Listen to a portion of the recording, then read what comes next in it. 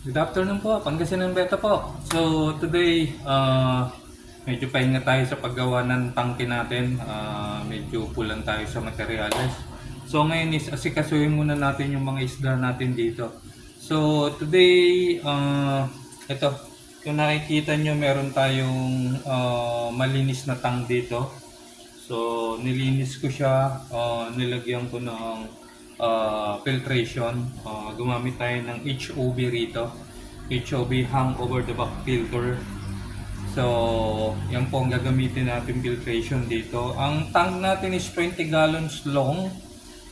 So, dito natin ililipat yung ating Chana Auranti Maculata o also known as Golden Cobra. So, para naman ma-appreciate natin yung ganda niya, makita natin. Kasi sa ngayon nasa quarantine area siya.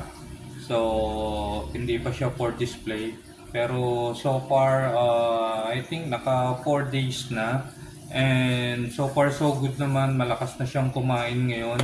Medyo nagpapakitang gilas na, no.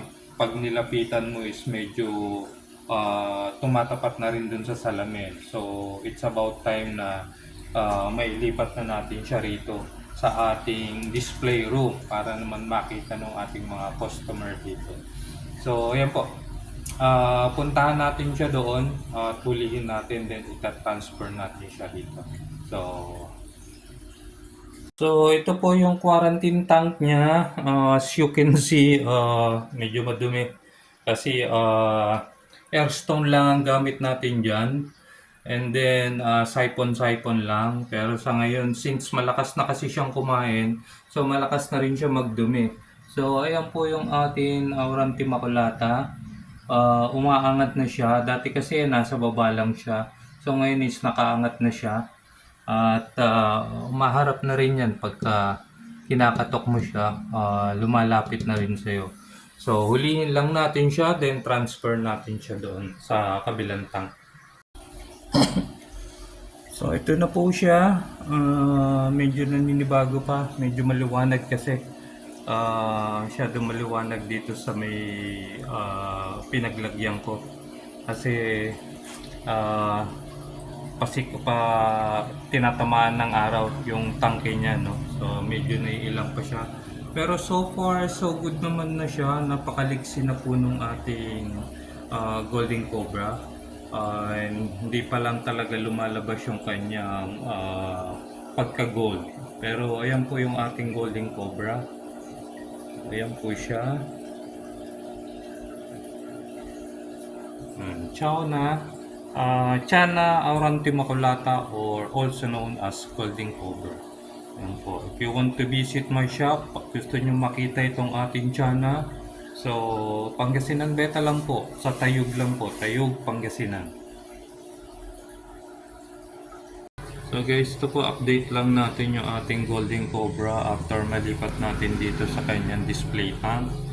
Ayan po, kapapakain ko lang ng super worm. Ayan po siya. Ang gano'n siya aganda. Ito ating Golden Cobra.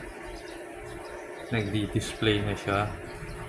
Although hindi pa ganun ka-aggressive sa salamin. Pero ayan po, napakalakas niyang kumain. Ito po. Try ulit natin ng isang super worm. Ayan po, tinakman niya agad. Kaya po, Pangasinan Beta po. Follow, like, and share lang po. Meron din tayong YouTube channel, TikTok, meron din po. Yan po yung ating Golden Cobra. Estimated mga nasa 7 to 8 inches na ito, ating Golden Cobra. Chana Auranti Maculata. Yan po.